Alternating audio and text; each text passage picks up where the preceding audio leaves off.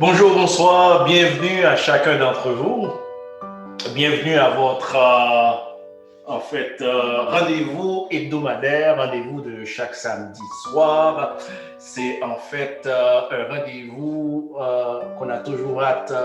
On a toujours hâte à samedi, on a toujours hâte de se revoir dans le but de chercher la vérité, dans le but de fouiller dans la parole de Dieu, fouiller une fouille en profondeur. C'est vrai, depuis quelques mois, nous sommes en train de fouiller de manière en surface, mais l'heure viendra où on va fouiller en profondeur, en sorte que nous sommes en train d'établir la base et pour que avant on puisse rentrer en profondeur. Frères et sœurs, nous sommes contents de vous avoir et nous sommes contents de savoir qu'on est tous sains et saufs, que le Seigneur nous a encore gardés et gloire soit rendue à Dieu et en notre Sauveur Jésus-Christ. Et juste avant de rentrer dans notre cours, nous allons, comme à l'accoutumée, prendre quelques mots de prière. Et là où vous êtes, je vous demanderai de courber vos fronts et puis ensemble, nous allons implorer le nom de notre grand Dieu. Éternel, Dieu Tout-Puissant, Dieu infiniment grand, Créateur du ciel et de la terre et de tout ce qui s'y trouve. À toi seul soit la gloire, l'honneur, la puissance, la majesté au siècle des siècles. Merci Seigneur pour ce privilège dont tu nous as fait montre aujourd'hui, que nous soyons encore vivants, non seulement vivants, mais décidés Seigneur de te connaître davantage, de mettre ce temps à part, Seigneur Père, pour l'étude de ta parole. Seigneur, nous implorons ta présence ce soir parmi nous, que tu puisses prendre le contrôle de tout ce qui va se passer et qu'à la fin, Seigneur Père, que nous soyons bénis, que nous soyons édifiés et que toute la gloire te revienne à toi et à toi seul. Bénis chacun de nous, Seigneur Père, spécialement ceux-là qui auront le privilège de regarder, Seigneur, la vidéo. Donne-leur la grâce de saisir ne serait-ce qu'une infime partie de ta parole, Seigneur. Et comme ça, nous serons éclairés, Seigneur. Nous pourrons, dès lors marcher, Seigneur, dans ta lumière, car tu es la lumière, Seigneur. Seigneur, nous te disons merci. Merci pour tout. Merci pour tout ce que tu as planifié. Nous savons qu'aujourd'hui a été déjà planifié, Seigneur. Et nous te rendons action de grâce. C'est au nom de ton Fils Jésus que nous t'en prions. Amen. Amen. Frères et sœurs, encore une fois, bienvenue à notre série d'études. Nous sommes en train, si vous avez raté en fait la vidéo précédente, peut-être c'est pas encore diffusé, mais nous sommes en train de voir le contenu du vrai évangile. Donc, ce qui sous-entend qu'il y a un évangile qui n'est pas le vrai. Nous l'avons vu la semaine passée et c'est exactement de ça il en est question. Aujourd'hui, nous sommes en train de parler du contenu du vrai évangile. Et le contenu, notre texte de référence se trouve ici en 1 Corinthiens chapitre 15, les versets 1 à 4. C'est très important, frères et sœurs, alors qu'il est facile, nous l'avons vu à la fin de la semaine passée, qu'il est facile de se détourner de l'évangile. Nous l'avons vu avec l'église de Galate, que nous allons continuer aujourd'hui. En fait, il est extrêmement important, je dirais même vital pour tout chrétien ou pour toute personne qui se dit être chrétien de connaître le vrai évangile. Nous avons dit l'évangile, ça veut dire la bonne nouvelle.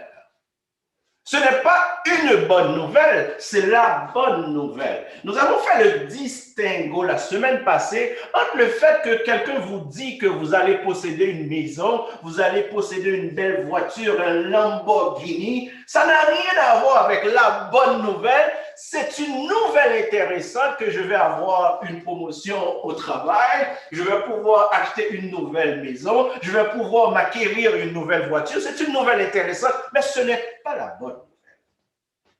Quand quelqu'un vous dit que, écoutez, vous êtes poursuivi par des démons, vous êtes poursuivi par des esprits impurs, je ne sais pas, de votre famille, de vos grands-parents, ce n'est pas la bonne nouvelle, frères et sœurs. La bonne nouvelle, nous l'avons vu, on avait pris le soin de faire la mise en scène, de faire le setup, de faire, en fait, de préparer le terrain afin que vous compreniez c'est quoi l'évangile.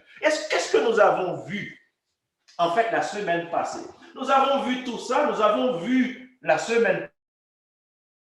La loi a été donnée au peuple d'Israël et que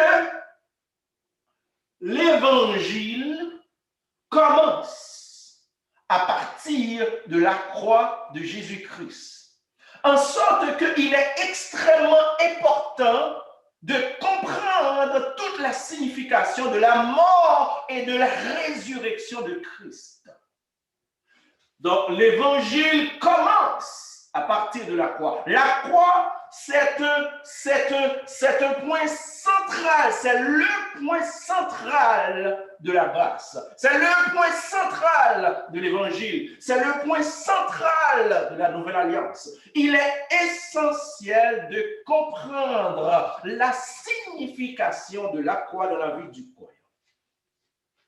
Donc, c'est ce que nous avons dit. Donc, la loi Israël physique, ça a été donné à l'Israël physique, et l'évangile a commencé à partir de la croix. L'évangile, donc nous sommes ici maintenant dans l'ère de l'évangile qui va bientôt, si on n'est pas ici, j'ai mis un astérix ici pour signifier qu'on est tout près, si on n'est pas encore dans la ligne où la dispensation de l'évangile va changer pour une nouvelle dispensation. On aura le temps de voir tout ça et le Seigneur nous guidera, nous permettra de connaître dans quelle dispensation on est. Donc, frères et sœurs, ici maintenant, on est dans l'ère de l'Église ou Israël spirituel. Il faut comprendre ces choses, c'est la base. C'est la base. Israël spirituel, c'est notre ère. Israël spirituel inclut Israël physique plus les gentils. Les gentils, c'est nous. Nous, autrefois, qu'on appelait les païens, les gentils. Donc, l'Israël spirituel, c'est ça.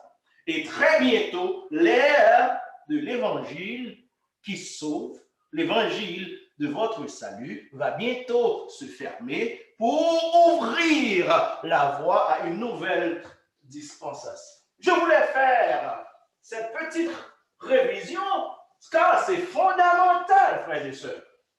La semaine passée, nous avons vu aussi que l'évangile a une étroite corrélation avec la grâce. En sorte que vous pouvez les interchanger. Si vous voulez parler de l'évangile qui sauve, vous pouvez aisément dire la grâce. Donc, nous avons dit ensemble que évangile égale grâce. Et nous avons dit aussi la semaine passée que l'évangile qui sauve, l'évangile de la grâce, concerne Christ. L'évangile concerne Christ. Si vous entendez autre chose, ce n'est pas l'évangile, frères et sœurs. C'est du n'importe quoi, mais l'évangile concerne Christ. Donc, évangile égale Christ. Donc, si évangile, on va faire un peu de mathématiques ici. Si évangile égale grâce, évangile égale Christ, donc on peut dire que la grâce est égale à Christ. Grâce égale Christ. Et c'est ce que nous avons vu. Jean a élucidé ça très bien. C'est un verset que vous connaissez dans, si je ne me trompe pas, Jean chapitre 1er, verset 17, que je ne vais pas prendre le temps d'aller lire. C'est un verset que vous êtes censé connaître, qui dit que la loi est venue par Moïse, mais la vérité et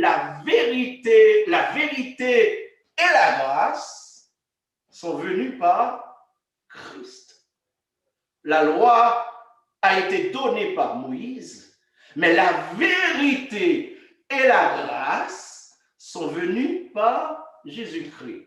Donc, en sorte que la grâce égale Jésus-Christ. C'est ça l'erreur que beaucoup de prédicateurs font. Ils pensent que la grâce, c'est un sujet de prédication. C'est un sujet d'étude. C'est quelque chose. Mais la grâce, c'est ça. La grâce, c'est une personne. Nous l'avons dit la semaine passée. La grâce, c'est une personne. C'est Jésus. Et Paul va dire aux Éphésiens, c'est un verset que vous connaissez, Éphésiens chapitre 2, verset 8, qui dit, c'est par la grâce que vous êtes sauvés, par le moyen de la foi. Frères et sœurs, donc on peut aisément, partout où vous voyez le mot grâce, on peut le remplacer par Jésus. On peut dire c'est par Jésus que vous êtes sauvés, par le moyen de la foi. C'est par Jésus que vous êtes sauvés, par le moyen de la foi. Donc, pour résumer tout ça, nous avons commencé à lire Galates, chapitre 1er, les versets 6, si je ne me trompe pas, jusqu'au 12e verset. Galates, chapitre, j'espère que vous êtes en train d'ouvrir vos Bibles, Galates, chapitre 6, versets 1 à 12. Je vais prendre le soin, parce qu'ici, il y a tellement de vérité là-dedans, je vais prendre le soin de lire lentement. La semaine passée, en lisant Galates, j'avais aussi expliqué la différence entre l'église de Galates et l'église de Corinthe. Je vais encore faire ça pour vous rappeler, pour vous mettre dans le bain. L'église de Corinthe, Paul a écrit aux Corinthiens. L'église de Corinthe, c'est une église moralement qui est très sale. Disons-le. L'église de Corinthe, c'est une église moralement, on ne peut même pas les qualifier d'église si on voulait les étiqueter moralement. Donc, c'est une église moralement très sale. C'est une église où vous allez voir, il y a beaucoup de divisions, des gens qui vont dire, écoutez, moi, je suis partisan de Paul, d'autres vont dire, moi, je suis de Apollos. C'est une église, il y a beaucoup de choses que vous ne trouvez même pas chez les païens, jusqu'à un point tel, un gars est allé prendre la femme de son père. Donc, c'est une église moralement très sale. Mais dans la conclusion de l'épître aux Corinthiens, Paul n'est pas si sévère comparé à l'église des Galates. Pourquoi?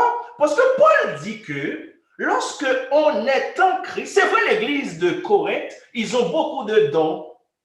Ils ont beaucoup de dons. Ils ont le don de parler en langue, le don de prophétie. Ils ont des pasteurs. Ils ont des gars qui ont l'art de prêcher. Ils ont des gars qui connaissent l'Ancien Testament. Ils ont des gars, en fait, qui ont beaucoup de dons. Le don d'évangéliser, le don de faire des miracles. Mais c'est une église très sale. Juste une petite parenthèse pour vous dire, le fait d'avoir un don, cela ne veut pas dire que vous êtes mature.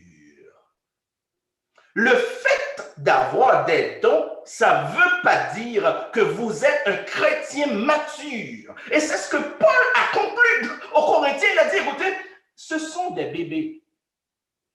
Il faut les enseigner pour qu'ils puissent grandir. Paul est sévère, mais à moitié, comparé à l'église de Galates. Alors que l'église de Galates, moralement, c'est une église qu'on n'a rien à leur reprocher moralement. C'est une église sans tache moralement. Alors que Paul ici a écrit une épître où il est extrêmement fâché, très sévère avec l'église des Galates. Pourquoi? Parce qu'ils ont touché à quelque chose qui est l'essence même du chrétien, qui est l'essence même de notre salut, qui est l'essence de la raison pour laquelle nous, on nous appelle des chrétiens. Ils ont touché à un point doctrinal fondamental de la vie chrétienne. Ils ont abandonné l'évangile de la grâce. Ils ont abandonné l'évangile de votre salut. L'évangile qui sauve. C'est grave. Remarquez, frères et sœurs, que Paul n'était pas si sévère comparé à l'église de Corinthe, qui est une église moralement très sale. On est d'accord. On est d'accord. C'est une église moralement très sale, mais la conclusion, c'est que Paul dit il faut les enseigner. Ce sont des bébés dans la foi. Ils n'ont pas encore grandi. Et c'est ça que l'église aujourd'hui n'a pas pris le soin de faire. Ils se sont écartés, l'église de Galates, de ce qui est essentiel à la vie chrétienne. C'est ce que nous allons voir, frères et sœurs, en sorte que Paul va être très mécontent avec l'église des Galates. Je voulais dire des choses, mais rentrons dans le verset juste avant de dire certaines choses. Galates, chapitre 1er, j'avais déjà lu les versets 6 à 8 la semaine passée. Je commence à partir du 6e verset et je vais aller plus vite. Je m'étonne, Paul qui parle ici, Paul qui parle à l'église des Galates. Je m'étonne que vous vous détournez si promptement de celui qui vous a appelé par la grâce de Christ pour passer à un autre évangile. Frères et sœurs, l'église de Galates, comme je vous l'avais dit dès le départ, moralement, c'est une église qu'on n'a rien à leur reprocher. Ils prient souvent, ils prient 3-4 fois par jour. Ils ont des activités de jeûne de 40, de 30, jeûne de Néhémie, jeûne d'Esther régulièrement. Ils ont de la moisson, ils ont des jeûnes chaque samedi.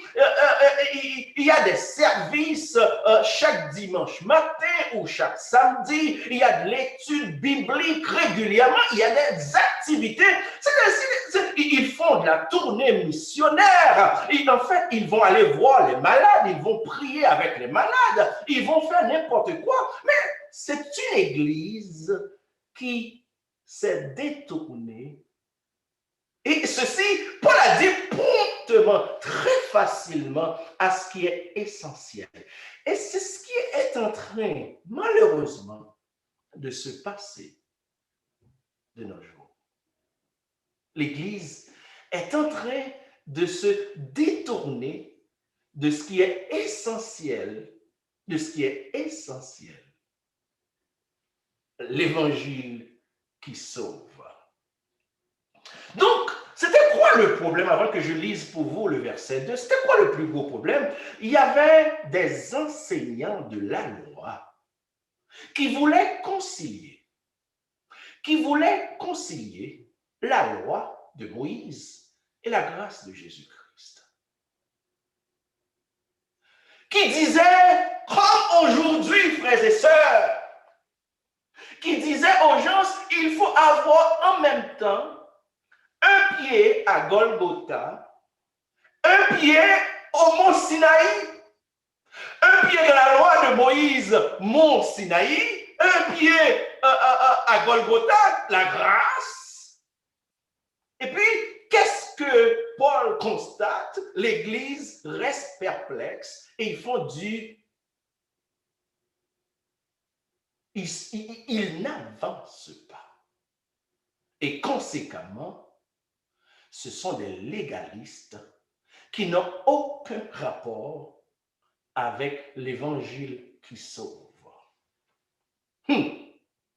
La même chose qui s'était passée lors de la première venue avec les pharisiens et les sadducéens est en train de se passer ici avec l'église de Galate et est en train de se passer aujourd'hui dans notre temps. Et Paul a dit, vous êtes en train de vous détourner, et ceci très facilement. Très facilement. C'est vrai, frères et sœurs, lorsque vous avez accepté, on vous avait introduit à Christ. On vous avait parlé de la mort de Christ. On vous avait dit que Christ est mort pour vos péchés. Mais par la suite, tout cela s'est évanoui pour vous introduire à d'autres choses, à d'autres rites. Si vous ne faites pas ça, vous n'êtes pas chrétien. Si vous ne faites pas ça, si vous ne jeûnez pas, vous jeûnez pas régulièrement, vous n'êtes pas chrétien. Si vous n'allez pas, si vous ne payez pas X, vous n'êtes pas chrétien. C'est du n'importe quoi. Et Paul est en train de réprimander l'église de Galate. Verset 7. Non pas qu'il y ait un autre évangile, c'est pas parce qu'il y a un autre vrai évangile, mais c'est parce que vous avez laissé tomber l'évangile de Christ. Mais, même s'il y a des gens qui vous troublent et qui veulent altérer l'évangile de Christ, frères et sœurs, il y a des gens qui veulent falsifier, enlever certains aspects, falsifier, enlever certains éléments de l'évangile de Christ. Apocalypse va dire, écoutez, que ce livre, si vous enlevez ou vous ajoutez, ne serait-ce qu'un iota, vous allez recevoir toutes les plaies qui sont décrites dans Apocalypse.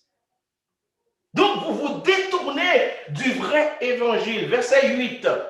Mais, si nous-mêmes, apôtre Paul parle des apôtres et incluant lui, mais si nous-mêmes, il va plus loin pour dire, si un ange du ciel annonçait un évangile, c'est qu'attend de celui que nous vous avons prêché, qu'il soit anathème. Même si moi-même, apôtre Paul, même si mes collègues, même si Timothée vient ici, là, pour vous annoncer, même si moi-même je revenais et je vous annoncerais un autre évangile, ou même si un ange descend du ciel, un ange a beaucoup de capacités d'opérer des miracles, de faire beaucoup de choses. Même si un ange descendrait du ciel pour venir vous annoncer un autre évangile, qu'il soit anathème. En d'autres termes, qu'il soit maudit. Qu'il soit maudit. Frères et sœurs, c'est très sérieux ici. Paul a dit, même si moi-même, je ne sais pas qu'est-ce qui pourrait m'arriver, peut-être un petit Alzheimer, ou bien peut-être je serais tenté à prendre un peu d'alcool et je reviendrai vous annoncer un autre évangile. Que je sois maudit. Donc c'est très sérieux ici. C'est très sérieux. Qu'il soit anathème. Verset 9. Nous l'avons dit précédemment. Et je le répète à cette heure. Si quelqu'un vous annonce un évangile s'écartant de celui que vous avez reçu, qu'il soit anathème. Frères et sœurs, si n'importe qui vous annonce un évangile autre que celui que vous avez reçu la toute première fois, qu'il soit anathème, qu'il soit maudit, qu'il aille en enfer. C'est ce que Paul est en train de dire ici. Regardez toute la sévérité de Paul avec l'église de Galate. Pourquoi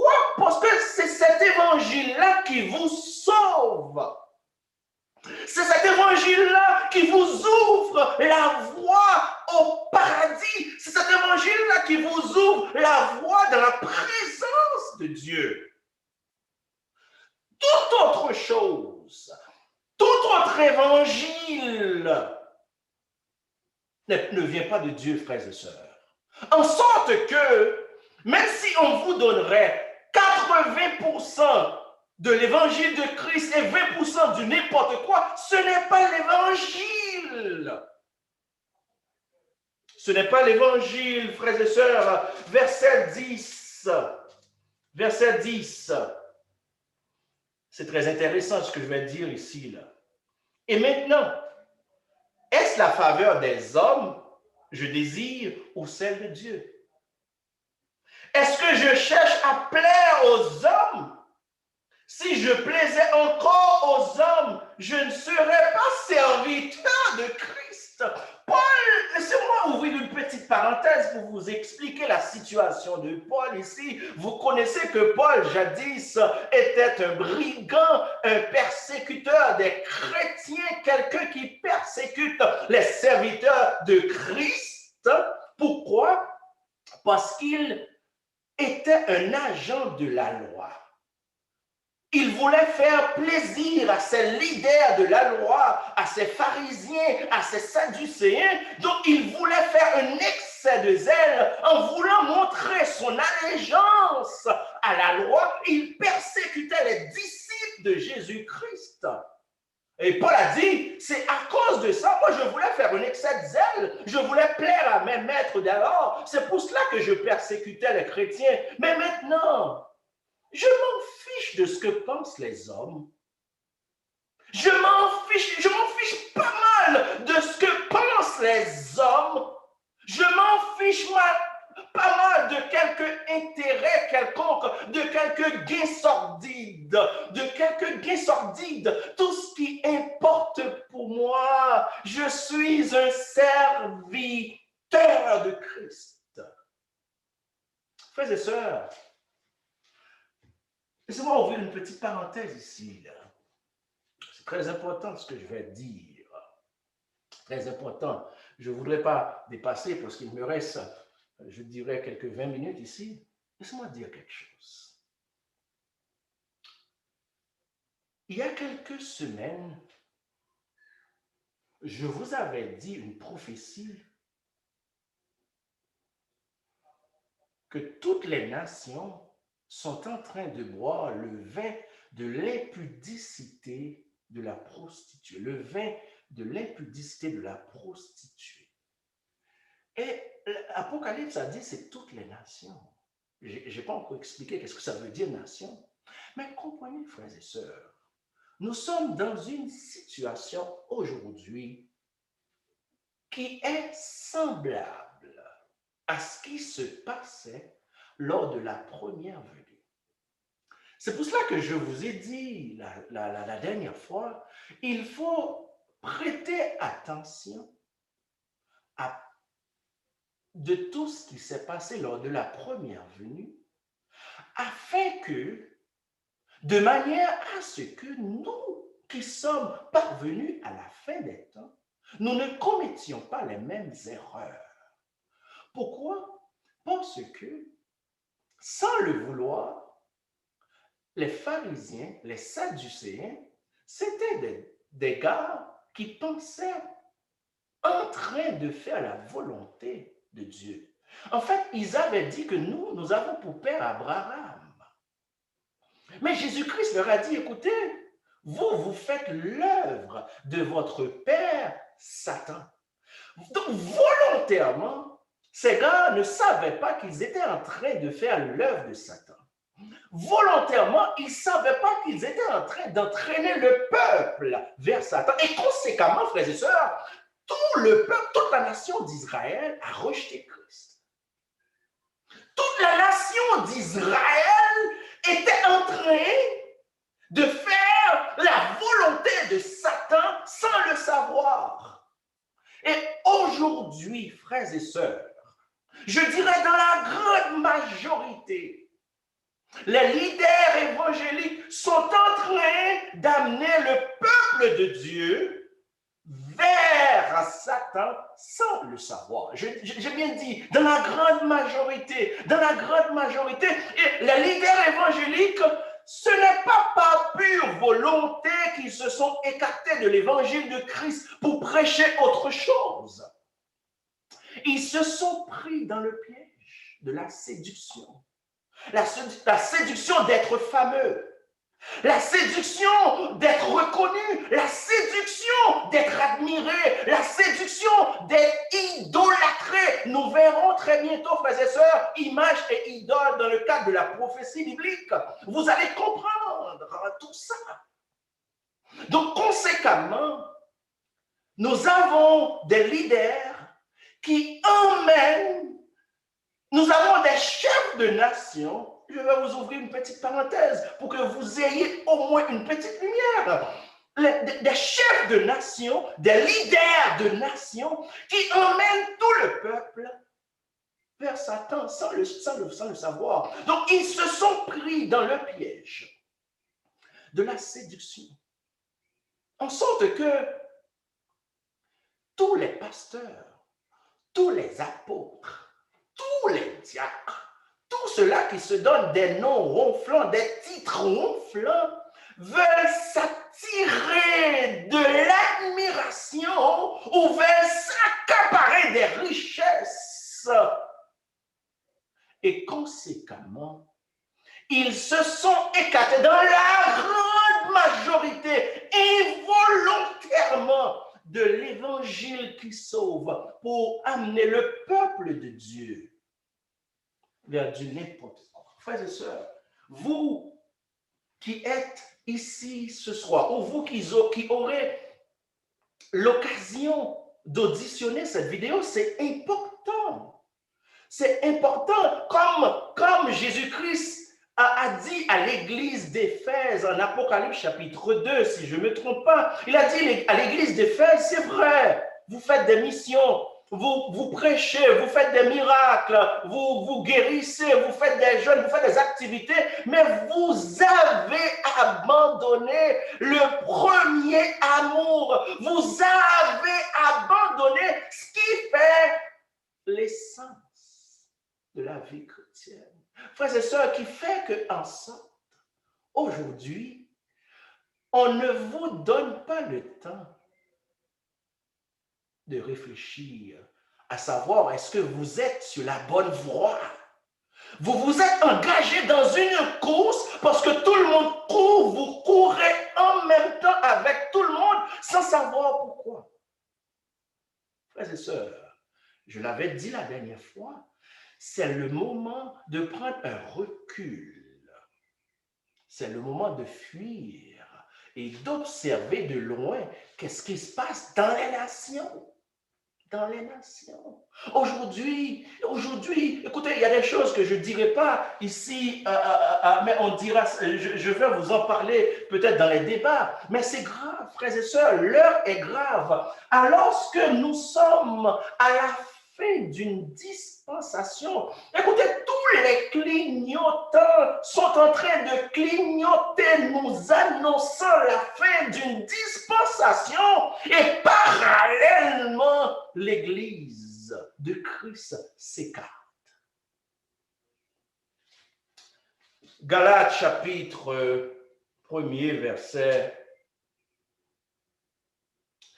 Paul a dit, écoutez, verset 10, moi je ne cherche pas à plaire aux hommes. Moi je ne cherche pas à plaire aux hommes. Moi, je veux avoir mon indépendance de prêcher l'évangile de Jésus-Christ. Je n'ai pas besoin. Est-ce que je peux vous partager ce témoignage? J'ai un bon ami qui m'a appelé il y a 2 mois de cela. Il a dit, Ousni, je vois que tu es très actif, tu prêches et partout. Est-ce que tu travailles? Je dis, oui, j'ai un boulot, j'ai un bon boulot. Il a dit, mais je ne comprends pas. Pourquoi est-ce que tu travailles? Où est-ce que tu vas trouver le temps de faire tout ça? Et bien, je lui ai dit une chose. Je lui ai dit, écoutez, je travaille jusqu'à présent, c'est ce que le Seigneur m'ordonne de travailler, pour avoir cette indépendance que j'ai besoin pour annoncer l'évangile de Jésus-Christ, l'évangile de la fin des temps. Ce n'est pas, il y a beaucoup de frères, beaucoup de leaders chrétiens qui se sont égarés Non volontairement, mais parce que c'est le courant. Ils se sont... en fait, qu'est-ce que je pourrais... Comment expliquer ça? Ils sont tombés dans le courant et ils suivent le flot. Tout simplement. Tout, ils suivent le flot. C'est pas leur faute. C'est pas leur faute. Mais qu'est-ce qui va se passer à la fin? C'est pour ça que la Bible dit, écoutez, Dieu jugera très sévèrement vous qui avez la responsabilité des gens. C'est à vous d'amener les âmes vers Christ et vous chassez ces personnes-là. Il faut faire très attention, vous leaders qui m'écoutez ce soir. Est-ce que vous conduisez le peuple vers Christ ou vous voulez vous accaparer du peuple du Christ? Verset 11. Je vous déclare, c'est une déclaration solennelle, je vous déclare, frères, que l'évangile qui a été annoncé par moi n'est pas de l'homme. Ce n'est pas un évangile que je reçois sur les bancs de l'école. C'est vrai, je fais des études théologiques, c'est vrai, mais ce n'est pas un évangile que je reçois sur les bancs de l'école. C'est ce que Paul a dit. Paul a dit, écoutez, j'ai été un élève de Gamaliel, vous connaissez ça, je connais la loi, je suis un homme qui connaît très bien la loi, j'ai eu un doctorat en théologie, mais l'évangile que je suis en train de vous annoncer ne vient pas de ça. Ne vient pas de ça. C'est un évangile, Paul a dit, écoutez, car je ne l'ai ni reçu, écoutez ceci, je ne l'ai ni reçu, ni appris d'un homme. Non, l'évangile que je suis en train de vous enseigner, dit Paul, ce n'est pas un évangile que moi, quelqu'un m'a enseigné sur les bancs de l'école. C'est un évangile d'inspiration qui vient de Dieu. Et c'est ce qui manque aujourd'hui, frères et sœurs. Nous ne faisons que répéter dans les différentes prédications. C'est étonnant de constater. Nous ne faisons que répéter, frères et sœurs. Il n'y a plus d'inspiration. Il n'y a plus d'inspiration. Nous ne faisons que répéter. Donc, notre esprit, notre intellect, notre intelligence est conditionnée par ce que nous avons appris. Soit quelque part, je ne sais pas, je ne veux pas attaquer personne, mais il n'y a pas une source d'inspiration. Le chef de l'Église n'est plus à l'Église. On l'a écarté, ça fait longtemps.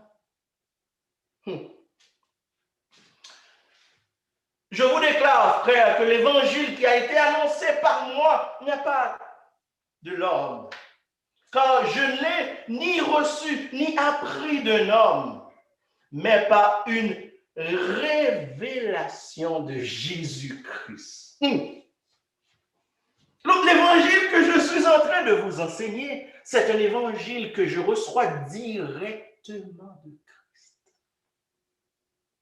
Frères et sœurs, je vais résumer tout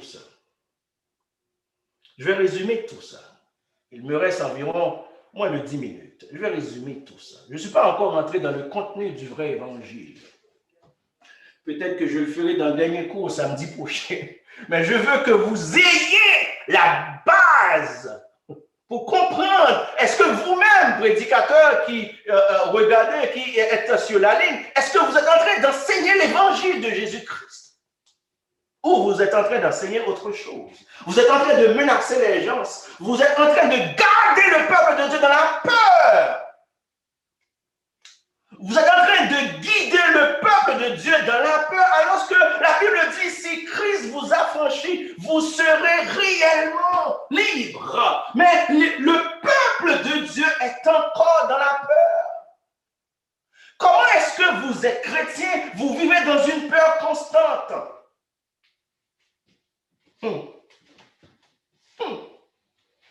Frères et sœurs, c'est très important. Donc, pour vous dire quoi? L'évangile concerne Christ. L'évangile concerne Christ en sorte que vous ne pouvez pas être fatigué de parler de Christ.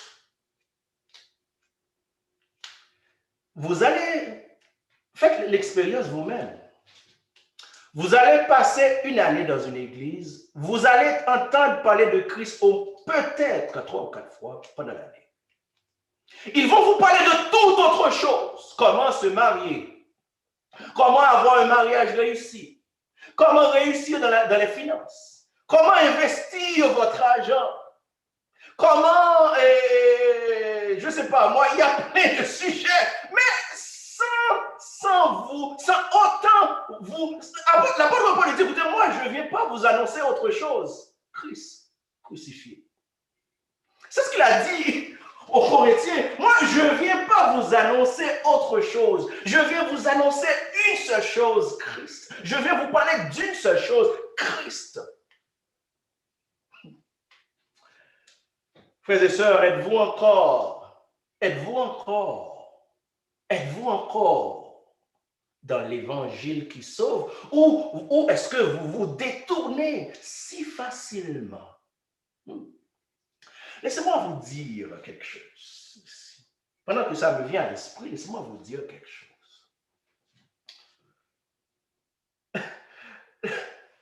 C'est dommage que les gens ne comprennent pas le fonctionnement jusqu'à aujourd'hui de Satan. Satan n'est pas une personne laide. En fait, si un jour, peut-être que je pourrais vous parler de Satan, mais Satan était parmi les archanges du ciel. Donc, Satan était parmi les anges les plus admirés, les plus dotés de capacités. Donc, pensez que Satan est un imbécile, c'est quelqu'un qui est laid, qui vient vous, quand il va venir lorsque vous dormez, il va vous faire peur. C'est loin de comprendre comment le modus operandi de Satan. Vous êtes loin de comprendre comment il fonctionne. Dans le jardin d'Éden, comment Satan a entraîné Ève? Est-ce qu'il apparaît comme étant un bandit, comme quelqu'un de très laid, comme quelqu'un de menaçant? Mais loin de là. En fait, tout ce qu'il a fait avec Ève, il n'a rien fait. Tout ce qu'il a fait, c'est de faire comprendre, de créer un doute dans la tête de Ève. De faire comprendre à Ève, il vous manque quelque chose. En dépit de toute la liberté que Ève avait dans le jardin, vous pouvez manger tout ce que vous voulez, mais il y a une seule chose à ne pas prendre. Mais en dépit de toute cette liberté, Satan a arrivé à créer le doute dans la tête de Ève pour faire comprendre à Ève qu'il vous faut encore quelque chose. Et c'est ça le piège. Ça le piège de beaucoup d'entre nous. L'évangile concerne le Christ. L'évangile tourne autour de Christ. Donc, en sorte que dans nos prédications, dans nos réflexions, si on fait partie de l'Église de Christ, ça doit tourner autour de Christ. Il y a un terme que les théologiens utilisent. Donc, notre prédication doit être christocentrique.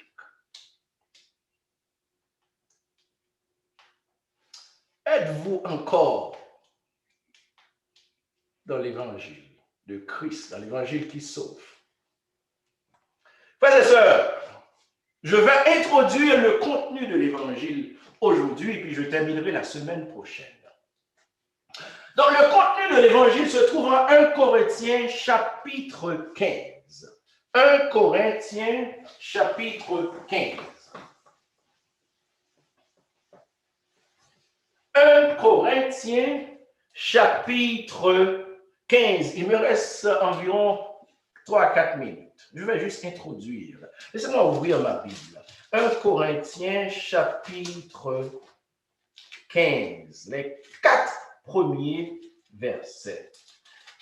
Les 4 premiers versets. Je vous demanderai de lire avec moi. Soyez très attentifs aux paroles. 1 Corinthiens 15, 1 à 4. Je vous rappelle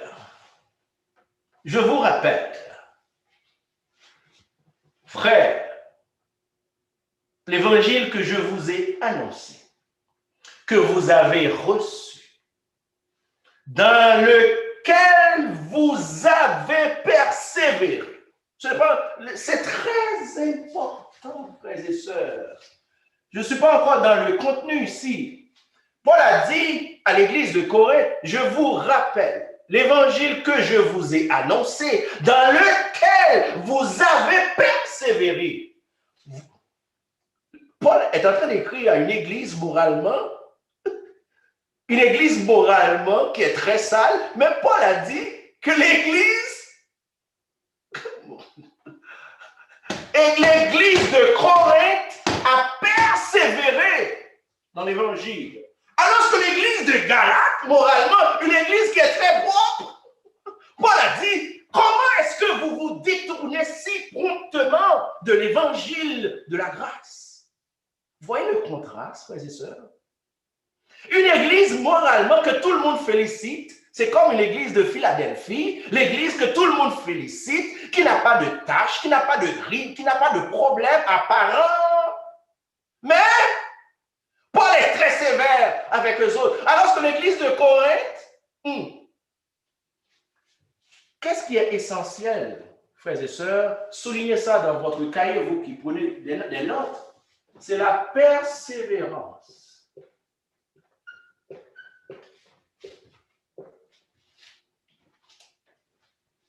Donc, cela ne sert à rien que vous commencez dans l'évangile, dans le vrai évangile, et puis après vous vous éclatez comme l'église des Galates.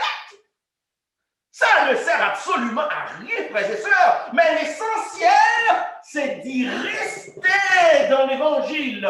Si quelqu'un est en Christ, voilà dit aux Corinthiens, de Corinthiens 5, 17, si quelqu'un est en Christ, donc l'essentiel, frères et sœurs, il faut persévérer dans l'évangile, il faut être en Christ, il ne faut pas s'écarter de l'évangile. C'est pour cela qu'il est extrêmement important, je vais terminer avec ceci, je pourrai continuer la semaine prochaine, il est extrêmement important, frères et sœurs, de faire constamment une introspection de notre marche avec Christ. Sommes-nous encore sur la bonne voie? Regarde, Seigneur, si je suis sur une mauvaise voie et conduis-moi sur la voie de l'éternité. Frères et sœurs, c'est vrai, vous avez commencé dans le vrai évangile, mais la grande question à $1000, est-ce que vous avez persévéré dans l'évangile ou vous vous êtes détourné vers un autre évangile? Alors que je termine, frères et sœurs, alors que je termine, la question que je vous pose, je vais dire des choses.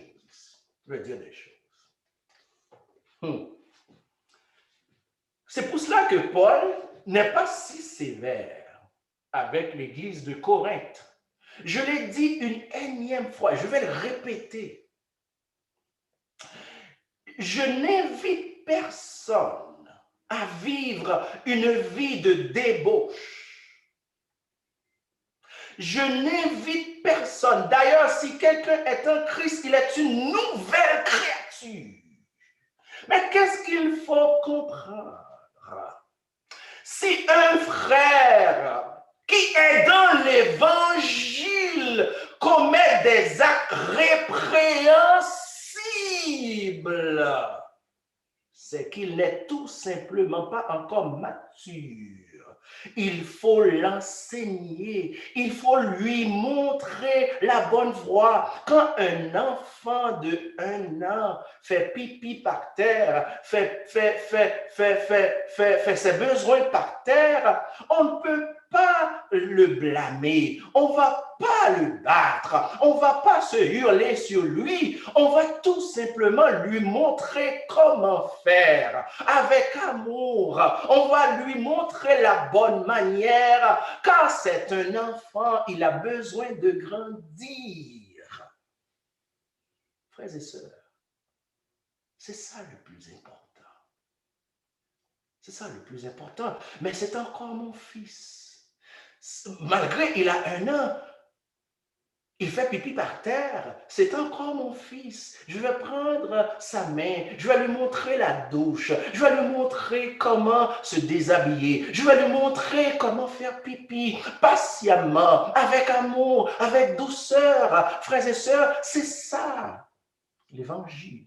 Mais lorsque vous vous écartez de ce qui est essentiel, vous n'êtes plus un enfant de Dieu. Vous êtes un enfant du diable. C'est vrai, vous avez commencé dans l'évangile de Christ. Quand vous avez accepté, on vous a parlé de Christ. On vous a parlé de sa mort. Au début, c'est vrai. Mais lorsque vous rentrez dans ce cercle vicieux, frères et sœurs, vous vous détournez. Ces gens-là vous emmènent vers autre chose, vers les œuvres, vers du n'importe quoi. Il faut faire ça pour avoir ça. Ça, c'est du n'importe quoi. C'est pas l'évangile qui sauve maintenant dans cette dispensation de la grâce. Frères et sœurs, je vais prier. Je vais terminer.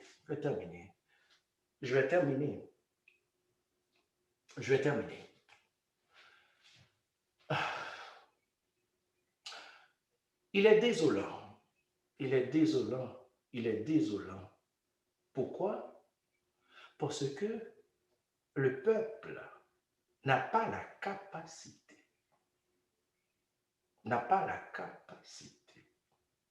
de par eux-mêmes de constater qu'ils sont sur la mauvaise voie. La seule façon d'avoir cette capacité de faire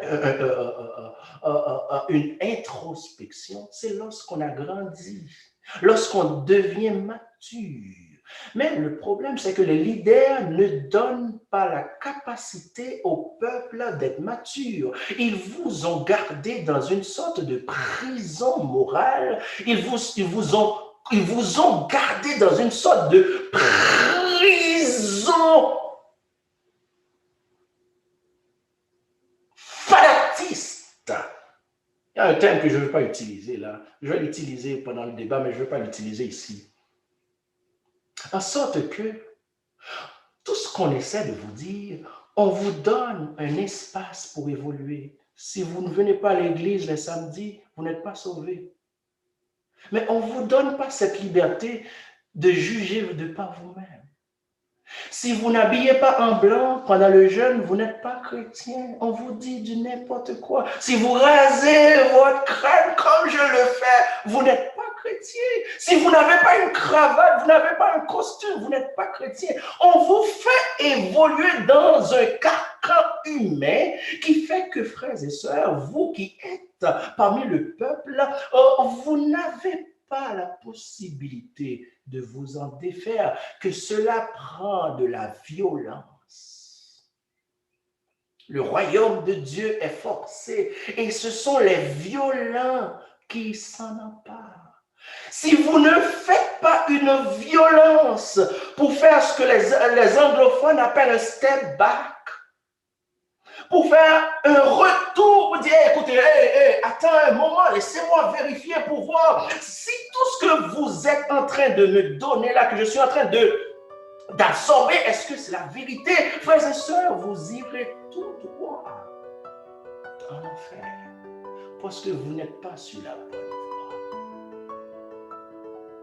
Que Dieu vous aide et que Dieu vous guide, vous qui êtes des leaders évangéliques, vous qui guidez le peuple de Christ, le peuple de Dieu que Christ a acquis par son sang.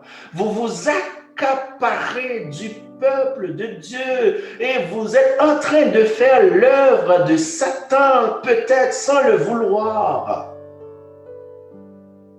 Que Dieu vous aide, que Dieu vous vienne en aide. Vous êtes en train de boire du vin de l'impudicité, de la prostituée. Éternel, nous te disons merci, Seigneur. Merci de nous faire comprendre que l'évangile qui sauve, c'est l'évangile de la grâce. L'évangile concerne ton Fils Christ, pas autre chose. Que toute autre chose n'est que distraction de l'âme. Toute autre chose n'est que des tentatives humaines afin d'emprisonner des âmes. Ils sont en train de faire l'œuvre de Satan sans le vouloir. Seigneur, donne à ton peuple la capacité d'entrevoir cette lumière qui pourra leur affranchir, qui pourra nous donner cette liberté, Seigneur, et de nous assurer que nous sommes sur la bonne voie. Nous ne pourrons pas de par nous-mêmes, Seigneur. Nous avons besoin de toi. Nous avons besoin de ton esprit. Nous avons besoin de ta puissance, Seigneur. Viens à notre secours, Seigneur. Sans toi, nous ne pouvons rien faire. Mais avec toi, nous pouvons tout, Seigneur. Nous n'avons pas besoin du secours des hommes, car le secours des hommes n'est que vanité, Seigneur. Mais avec toi, nous pouvons faire des exploits, Seigneur. Viens à notre secours. Libère-nous, Seigneur. Donne-nous cette force, cette capacité de pouvoir nous enfuir. Et qu'à la fin, Seigneur, que ton nom et ton nom seul, et qu'à la fin, que ton Fils Jésus-Christ seul reçoive toute la gloire, toute la louange au siècle des siècles.